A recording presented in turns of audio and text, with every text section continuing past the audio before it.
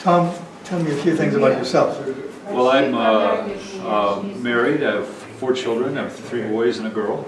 My oldest son is living in England with his wife, and we have 1 grandchild. And my other kids are living here in the Marietta area, in the Atlanta area. And most recently, my wife passed away, and so we're going through a transition on that one. But we believe in eternal life, Yes. and that she's still around, you know. But it's like we'll see her eventually when we Of go course. to the other side. Tell me about your religious tradition and your background in that respect. I grew up in a Southern Baptist family. My great-grandfather was a Southern Baptist preacher, and then he had 7 sons. 4 of them were Southern Baptist preachers, including my grandfather. Yeah. But I kind of was a seeker. I was trying to find a little, I was not satisfied with the answers that I was getting as a Christian.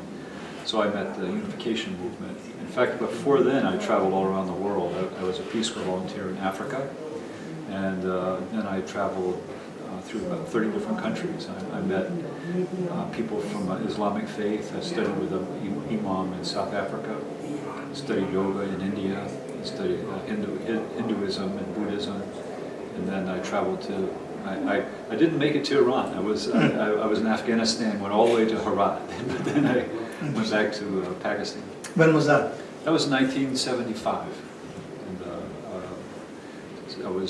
And then I traveled on to Thailand and Sri Lanka and Japan and Korea, and then came back home in 1976. And then, but I never, this is my first encounter with Baha'i. I've heard of Baha'i, and when I was in Israel in 2003, we went to Haifa, and we saw the temple there, and I didn't have a chance to really talk to anybody about it. But I think we have a lot of the same principles in terms of one family under God, and God inspired all the religions, but I think our cultures will make differences that make it hard for us to be able to reconcile. Yeah, from the Baha'i perspective, those differences were natural and necessary at the time of Moses or Abraham or Jesus or Muhammad. We did not have the means of transportation. Right. We could not get to know one another. Right. So those localities, in that sense, was necessary, was understandable. But that things have changed. And now, therefore, we see so many unity movements, the Unitarians, Unity movement, Unification movement. Tell us more about the Unification movement. What are the principles? It was founded by Reverend Sun Myung Moon. I guess the church started in about 1954, sorry. And then he started in Korea. And the primary focus is how to build good families. If we can have nations of good families, then we can have good nations. But when the families are broken apart, then it's really hard to have a healthy nation.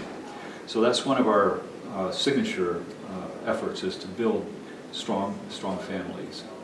And we actually have introduced the whole idea of marriage blessing, and pastors, Christian pastors, are taking it now to their churches to have a marriage blessing of their couples.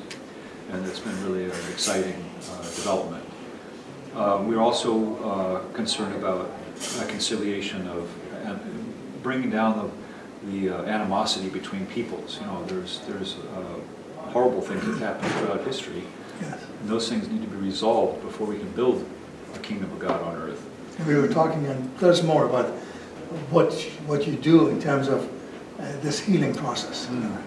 Well, part of the Reverend Moon's effort was to bring, and I feel he's guided by God. I think God made him like a matchmaker. Some people have a gift for prophecy, some people have a gift for healing. He had the gift for matchmaking. And so he would bring a husband and a wife together, and very often they were coming from enemy countries. And so the animosity between Korea and Japan is very, very strong. And so what he would do is he would bring a man or a woman from Korea and a man or a woman from Japan and match them together in marriage. Then their children grow up and they can love Japan, they can love Korea, so they can begin to harmonize those two countries. But he would like to see, he really wanted to see people of different religions coming together. So you have a Muslim and a Jew coming together, and then their children can grow up and be able to love Jews and Muslims and not have that animosity between each other. It's very much in line with the Baha'i faith. I can say, although that the vision of Baha'u'llah was that the more this attempt to reconciliation continues, the more that ultimate reconciliation is coming to oneness. Right. Because there's one God, Right. then coming to that realization, maybe there's really one religion, which has come through time. Yeah, right. Well, I think we would absolutely agree that there's, first of all, if there's going to be a kingdom of God on earth, it's not going to be my church doing it or somebody else's church doing it. So we have to come together to do it. Exactly. And one of the sad things is that people who do believe in God have been so fighting with one another that those who don't believe in God can't see God. And it's when we can come together, then we can begin to be a witness to the fact that there is one God. And then, but also, you're exactly right. God inspired each of the religions. That's is man's desire to come back to God. I think there have been, because of different cultural reasons, there's differences. There's also, even within the Christian faith, there's sort of the Presbyterian approach, more thinking, and then there's the more Pentecostal approach, more allowed, So that's because we have different qualities of human nature, and so that's kind of God's economy to be able to teach us through all the different backgrounds. So that brings us to this question of what we say, unity in diversity. Yeah, right. It is fine to have different points of views, different thoughts. Right, that's right. As long as we always remember that oneness. Yeah, that's right, that's right.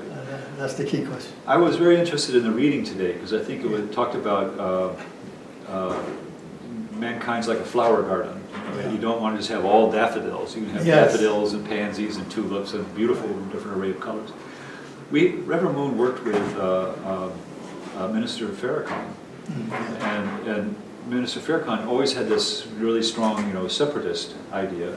But then after they started working together with our movement, I was surprised that in the Million Family March, his first words out of his mouth was that the humankind's like a garden with all these different races of people. I was like, wow, he really changed his story. This was one of his favorite things that he always said to people, that you're all flowers of one garden. Yeah, right. Or he would also say that you are the fruits and branches of one tree. Yeah, right. That's beautiful. Well, and also I think it's, I like to say, different, but not bad. Right. You can be different. It doesn't mean it's bad or wrong. It's just different, and so we can appreciate difference.